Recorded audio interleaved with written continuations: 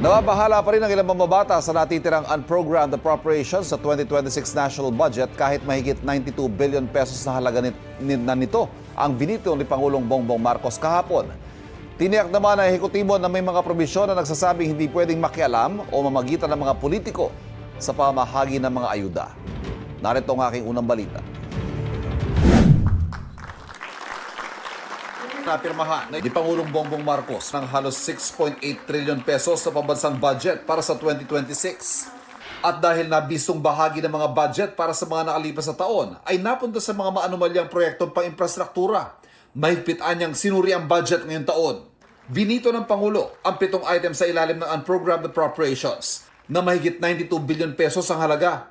Kabilang naman sa itinera sa ilalim niyan ang pondo para sa AFP modernization, pondo para sa obligasyon ng gobyerno sa mga foreign assisted project, at pondo para sa risk management. We will not allow the unprogrammed appropriations to be misused or treated as a backdoor for discretionary spending. Its utilization is provided with safeguards and is only available when clearly defined triggers and tests are met and will be released only after careful validation. Kailangan natin ma-meet yung requirements or even triggers. One is when we have excess revenue, that's the time that we can also unlock that program appropriations. Approve kay Senador Ping Lacson at 3 natira sa unprogrammed appropriations. Pero si ACT Teachers Party List Representative Antonio Tino naniniwalang posible pa rin ang katiwalian hanggat may natitirang unprogrammed appropriations. Tinawag naman niyang shadow pork ni ML Party List Representative Laila de Lima. Ngayon pa lang, balak na yung questionin ni Caloocan 2nd District Representative Edgar Erice sa Korte Suprema. Ang aking position, all unprogrammed funds in any form are unconstitutional. We're already drafting the petition. Mahalaga din na matuldukan na ito, na ma-define na talaga ng Korte Suprema kung talaga bang ang ganitong uri ng pagbabudget na walang katapat na source of financing ay labag sa ating konstitusyon. Pero nanindigan sa Senate President Tito Soto na isa ang 2026 budget sa pinakamalinis sa budget na napirmahan. Tinawag naman itong People's Budget ni House Speaker Bogie D. Pinakamalaking bahagi ng budget ay napunta sa sektor ng edukasyon. Kabilang sa 1.345 trillion peso budget ito, ang pag-hire ng mas maraming guro at non-teaching personnel at pagpapatayo ng halos 25,000 na classroom. Pinakamalaking health budget naman sa kasaysayan ng bansa, ang 448 billion pesos para sa taong ito. Pasok na dyan ang 60 billion na pinapasauli ng Korte Suprema. 297 billion pesos naman ang inilaan para sa agrikultura at kasama na dyan ang pondo para sa farm-to-market roads na dating nasa ilalim ng Department of Public Works and Highways. 270 billion pesos naman ang pondo para sa social services, kabilang ang para sa mga ayuda. Ang ilan sa mga yan, tulad ng AIX, MyFIP at TUPAD, nagagamit umano sa vote buying at pamumulitika ayon sa ilang mambabatas ng Makabayan Bloc. Pero sabi ng ehekutibo, naglagay naman ng probisyon na hindi pwedeng makialam o mamagitan ng mga politiko sa pamahagi ng mga ayuda. Politicians shall be barred from the distribution of any financial aid, and we shall ensure that the support reaches the intended beneficiaries without patronage. Walang bawas, walang kulang. So susundan natin yung guidelines na yan under the General Appropriations Act of 2026. Wala yan dati. So ngayon nandiyan yan. Malaking bagay ang paghihigpit sa paggastos ng gobyerno sa pagbagal ng paglago ng ekonomiya noong nakaraang taon. Ibinaba na ng Department of Economy, Planning and Development o DepDev ang mga growth targets ng bansa. Pero positibong makakabawi ang ekonomiya sa ikalawang bahagi ng 2026. Inaasahan ding maabot ang target na single-digit poverty rate sa 2028. Mahigit 5 trilyong piso ng halos 6.8 trillion peso budget popondohan ng buwis at iba pang koleksyon o kita ng gobyerno.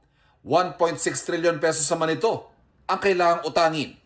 Ito ang unang balita. Ivan Merina para sa GMA Integrated News. Igan, patuloy ang pagkaroon ng rockfall event ng Bulkan Mayon na nakataas ngayon sa Alert Level 2. Mag-11 kagabi, nagkaroon ng incandescent rockfall shed ang bulkan ay sa Philippine Institute of Volcanology and Seismology o PHIVOLCS dahil daw yan sa pag-akyat ng magma mula sa loob ng bulkan. Sa nakalipas na 24 oras, nagtala ng 85 rockfall event ang Mayon. Noong January 1, nang itaas ng PHIVOLCS sa Alert Level 2 ang bulkan. Pinagbabawal nang makapasok sa 6-kilometer radius na permanent danger zone nito. Pinalawig na rin ng Civil Aviation Authority of the Philippines ang kanilang notice to airmen na nagbabawal sa pagbiyahe malapit sa tuktok ng bulkan hanggang alas 9 ng umaga.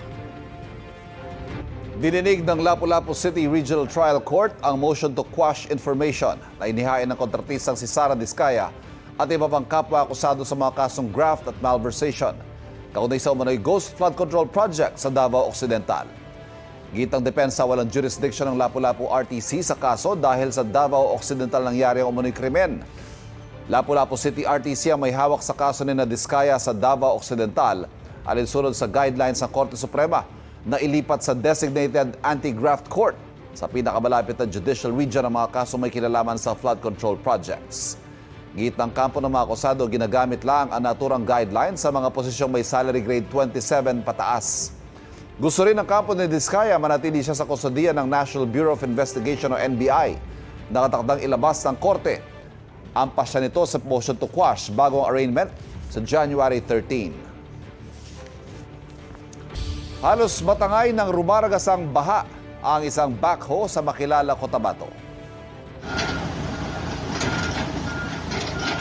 Kasabay na ng agos ang tubig sa ilog ang backhoe na yan habang nasa loob pa ang operator nito.